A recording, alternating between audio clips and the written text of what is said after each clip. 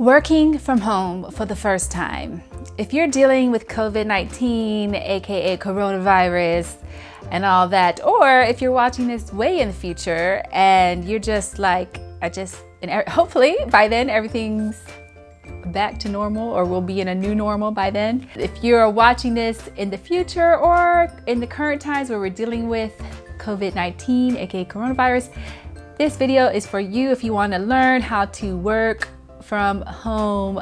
Top tips about how to work from home. I have 9 of them. So I'm Andrea with the ADS Agency, here to bring you the very best in marketing and branding tips, as well as business tips for those of you who are entrepreneurs, solopreneurs, and personal branders. And even if you work for someone else, you still have a personal brand, and this is for you too. So working from home, whether you're starting a business for the first time or you're dealing with some random outbreak like Corona, or you're just for the first time having to work remotely, which I've been there, done that too. There's so much to having to work from home for the first time. And so again, I've got 9 tips to share with you. And I want to hear your comments below, especially those of you who've been in the same boat I have of having to work from home. Running the ADS Agency, which helps people figure out how to move through this world. People, brands, companies, figure out how to move through this world as a brand. That's what we do here. So I have been at this game for a little over 3-ish years in terms of being an entrepreneur. I've also had to work remotely before, and I've learned a lot of hard lessons working remotely, which there's a whole nother set of this for people who are working remotely for jobs. But this set today works for both, whether you're working for a corporation or for yourself as an entrepreneur. This list actually works for both of you. So 9 tips. The first thing about working from home for the first time is a transition period. You need to give yourself a grace period for working from home, because if you've never done it, you're going to go a little bit crazy the first time. You're going to be like, and let me tell you, I never wanted to work from home to begin with. When I was in a corporate space, I really dreaded ever working from home. It's why I would typically stay late at work, because I wanted work to stay at work, and I wanted home to be my haven where work doesn't enter. This is just me time, family time, loved ones time, significant other time. Home is where the heart is, to be cheesy. It's true. It's there because it's true, and so I didn't want it tainted with work stuff. I wanted work and home separate. And so when I had to do it for the first time, it was so alarming, to have to do that, whether that was working remotely with a corporation or now working as an entrepreneur. And so even as an entrepreneur, I would go to co-working spaces and all this because I was missing that sociability, that social factor of working with people and getting to talk to people and saying hello to the same people every day and chilling at the lunch counter, prepping your food together and getting coffee together, and sometimes going to lunch together and sometimes getting drinks together, because you spend 80% of your life at work, so those people become like a family, regardless of what people say about ooh, I'm not here to make friends. So many people have that philosophy. I'm not here to make friends. I'm here to do the work. You're there 80% of your life. So it would behoove you to become friends with some people. I would think friendships are natural. And so when I had to do it by myself, it was just so weird, right? It's weird to have to transition from having that family and then having to go home, especially if you're single or you just have a significant other, but you maybe don't live together, and those of you with kids, that's a whole nother drama piece to deal with too. So, it can be difficult to work from home because of the distractions and all that. So the first thing is to give yourself a transition period, give yourself a grace period. It can feel like a freebie day, like a snow day for kids, you get a freebie. It feels like you're just, yay, I get to work from home. It means I get to work in my pajamas. It means I get to sleep in however late I want, as long as I touch this button on my Skype thing, or your messenger thing to let people know you're there. And that's every employer's nightmare, that you're at home not doing anything really, kind of faking the funk. And so give yourself some grace. You're going to have some weird days like that while you're transitioning, and it's okay. You know, do the PJ days, veg out on the couch a bit, touch the Skype screen so people know you're there, you know. Meet your deadlines. Of course, you're going to do that. You're going to move along your email here and there. But in large part, you're going to have some vegging out days where you're like, I'm free. It's okay. Transition period is okay. Don't beat yourself up over that. It's okay to have some pajama days. So that's number one.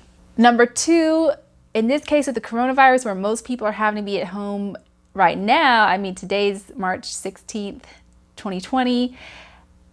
I mean, right now, most people are looking at a minimum of 2 weeks at home. Some people have mentioned a week or a couple days, but no one really knows, you know? So most people are at a minimum 2 week block. Some are looking at a month. Some are looking into April. You know, for all we know, we could be into May. We have no idea. We don't know yet. So we're all playing this by ear. So since you don't know how long you're gonna have to be at home, one of the things I would say to do is to exercise for several reasons. It gives you clarity. It helps you relieve some stress. We're all under some stress. You know, hopefully either you have a home gym or you can do some things in your house, in your apartment, wherever you are, you know, that you can look up YouTube videos on how to exercise, you know, workout routines and stuff you can do in a small space.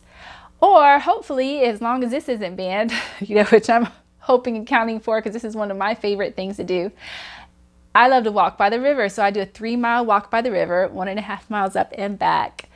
It's fresh air, it's sunshine, you have lots of space. You can easily have 10 feet and plus between people, especially during the workday, you know, and it's just a great stress reliever and mind clearer, and it's just good for your body, you know, so you can easily pack on the pounds, you know, sitting at home on the couch and eating bad stuff. And let me tell you, you're going to want to plan in some exercise time, even though most of the time we're like, exercise, I don't want to do it.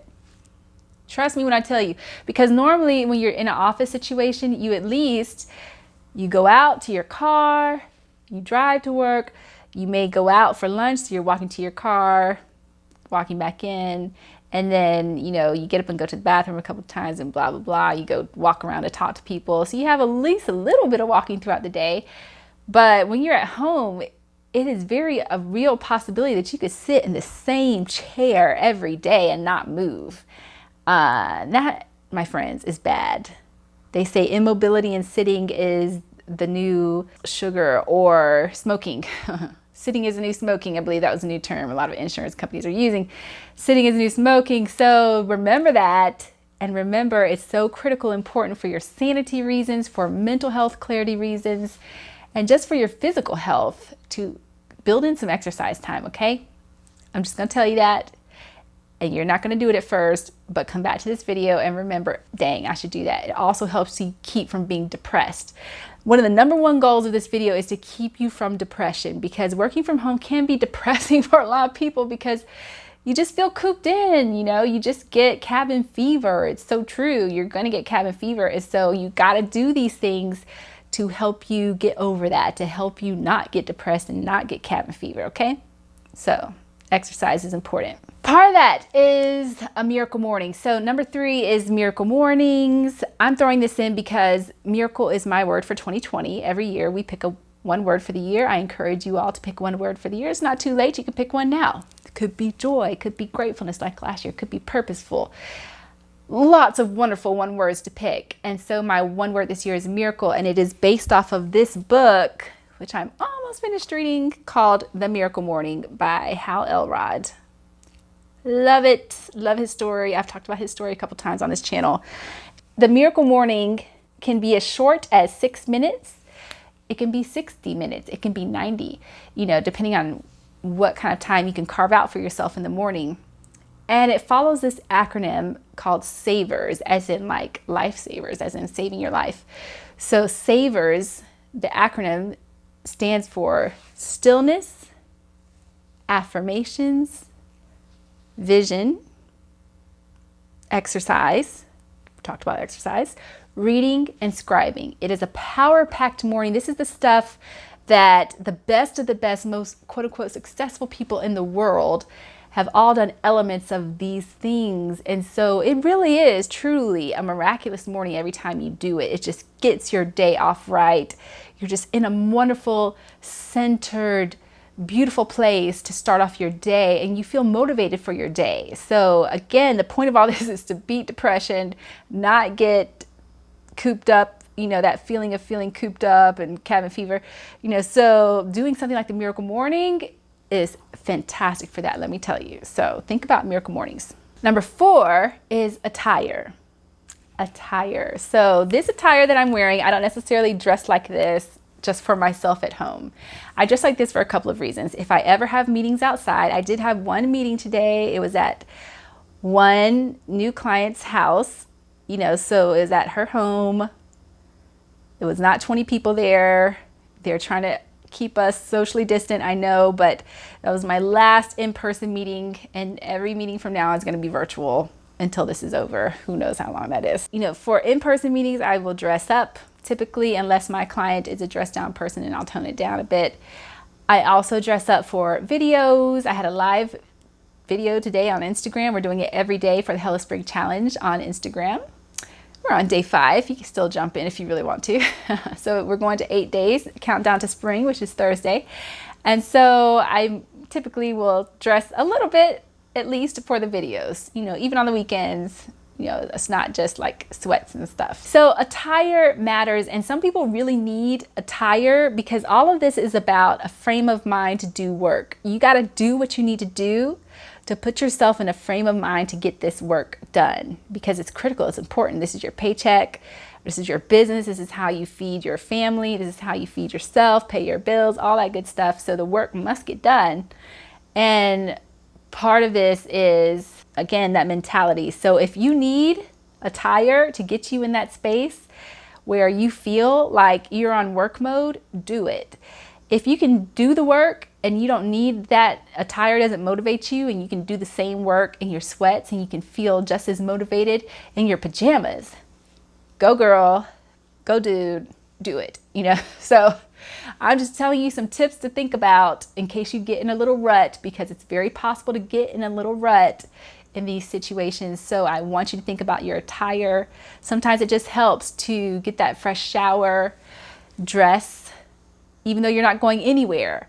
And what's also helpful is if you do video conferencing. So if you have a meeting where you can turn on the video camera and you have someone who can see all the work you put into looking lovely today or looking nice and professional. So having video conferences, even if you don't have video conferences with colleagues or clients or whatever, you could have a Skype lunch. You could do a Zoom lunch with your friend. You could do a Facebook chat with your friend and all this, do video chat with your friend over lunch. Lovely. And even though you can't see each other in person, you can dress up for each other and enjoy each other's company. Video is the next closest thing to face-to-face. So there's my tips on attire. Number 5 is your food. Oh yes, food.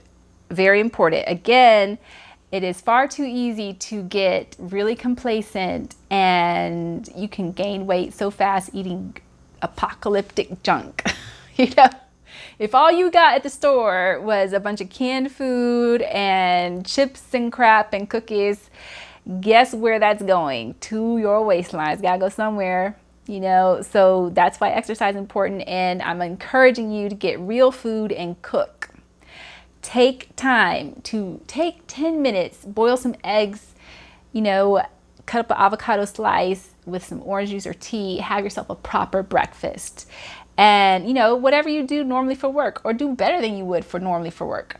So have yourself a proper breakfast, and tackle down 2-ish hours, 2 to 3 hours, however long you need for some morning work time. Have yourself a proper lunch, make a good sandwich, have soup, take some time to prepare it. You're at home, you have flexibility. So, prepare yourself something nice, do that Zoom lunch with your friend, get back at it for another 2-3 hours, call it a day. Cook yourself a proper dinner, something you would enjoy, something that's tasty, something that's lovely, something that's actually delicious, and not some microwave dinner you're not excited about. You're like, dang it, I wish I could go to a restaurant. Like, really, turn some candles on, play some music. You got to learn how to enjoy your home. You know, because you have to be there all day. If you're sequestered to your home, you really got to enjoy your space. Enjoy your space. For real. I forgot to mention, rewind back to the exercise portion. Cleaning can count as exercise, especially if it's nasty outside, or if you're not allowed to go outside, whatever the situation is. Cleaning counts as exercise. So you can take a moment, take a 30-minute break, go clean the closet, go fold some clothes, vacuum, go scrub something down, clean the bathtub, whatever. Cleaning can count as light exercise. So just remember that too. Chores, benefit of being home. Chores can count as exercise. Boop. Number 6 is people. And we a little bit mentioned this. I talked about doing lunch with people, but we are social beings. Unless you're a complete introvert, which some people really are. Most people need some human interaction at some point. You'll get depressed without human interaction at some point of some kind. You know, and if you don't have anyone at home with you, it can get real crazy. So again, I encourage you to do those Zoom, lunch, video chat meetings, get together, talk to a friend, talk about not work, you know, talk about things not related to work, you know, get your mind out of that for a minute. There's a wonderful point about using social media truthfully for what its original purpose was, to stay connected with your people. So, you know, use some social media time and stay connected like that. People still matter, even when you have to be sequestered to your home, okay? Number 7, I'm pretty certain you thought I was going to cover this first, but I waited till number 7 for this, is office space. So your office space matters, honey. You got to have a decent office space. And this matters even more so when you've got a spouse, a significant other, kids around. You need a sacred space for your work. Sacred space for your work. Okay? It's got to be yours. People have to respect it. You have to respect it. You have to have boundaries around your space. And that space has to be for work and work alone. It is not the dinner table, ideally. I mean, sometimes your space is what it is and you can't do it. But I have a tiny space, and I'll show you a little clip of what my little office space looks like. It's nothing but a little desk behind a couch. Behind my couch. It's actually between my counter and my couch. It's just a desk, but it's a nice long desk. I went and got it specifically because I knew I would be working from home. And it's got a printer under it so I can print things. I'm still a tactile paper person. Oh yes. So I need my paper, and sometimes it's just so convenient just to print something. So, and then I've got my little box of office supplies, you know, all the good stuff, pens, sticky notes, washi tape, Sharpies, staplers, staple removers, whiteout, all those supplies in my little thing. And I even have some supplies tucked under my couch. So I have a little slide out drawer for extra supplies. And also it's where I keep my paper because I love paper. Yeah. So take some time to set up your space and make sure everyone in your house knows this is mommy's workspace. This is daddy's workspace. When she's here, please don't bother her. You know, it's very important. She's at work right now. You have to leave her alone, go play, you know. And same thing with your significant other. You know, they have to respect your space. You have to put respect on this space. And also you have to put respect on the time associated with this space. So, you know, if you start your workday at 8, let your workday be from 8 to 5. Take your break at lunch. Be very structured. Structure matters when you're working from home because this discipline makes sure you get this work done and not sit around being depressed and distracted. Distractions are another horrible evil of being at home. It's another reason why I never wanted to work from home originally, because growing up and in college and all of that, I never could study in my space because it was too distracting. The TV was there. I had a roommate, you know, and people were coming in and out and phone calls were being made. It's just too much. So I always had to go to a quiet space like a library to be able to focus and concentrate and study. So even now, when I want to concentrate and focus, I want quiet, I want peace. Sometimes I want people. You know, it's lovely to work in a cafe sometimes if the Wi-Fi is good enough and you have space, but we can't do cafes right now with coronavirus and whatever going on. And maybe in your situation, you can't get to a cafe for whatever reason, even after this is way over, and hopefully you're watching this 3 years from now. But critical, so critical to put some respect on your office space and your office time. Very, very important. Make sure you respect your time, make sure you protect your time, and also make sure the people around you respect your time and space. Very, very critical. Number 8 is distractions. Distractions. We talked about this a little bit before. There are so many distractions. Your bed is a distraction, you know, not getting out of it mainly. You know, the distraction and the urge and the temptation to want to just stay curled up because you know you don't really have to get up. The bed is a distraction. Your TV is a distraction. Social media is a distraction, which it can also be at work. Social media is a true distraction at work, unless you are at one of those places where all the good stuff is blocked, which sucks. It's not cool because you can't help promote the brand as an employee if your Facebook, social media, Instagram stuff is all blocked everywhere you go. Anyway, so there's plenty distractions. And again, this is why structure matters. Really structure your day down to the hour, down to the half hour. You know, sometimes you'll need that just to check yourself and make sure the things you mean to get done are getting done in that day. For real. So starve your distractions during your work time.